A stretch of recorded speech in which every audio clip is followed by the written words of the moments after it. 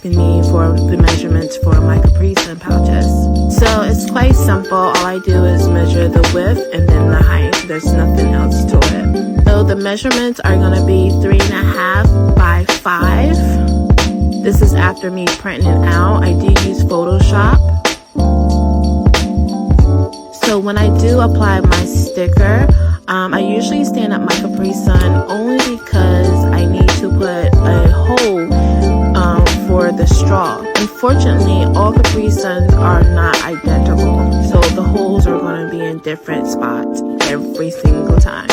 If you're a perfectionist like me, you will probably be doing the same. So once I apply the sticker, all I have to do is push the juice over on the sides, and that's it, guys. Don't forget to add your straw back with double-sided tape. Guys, let me know in the comments what other measurements you're looking for.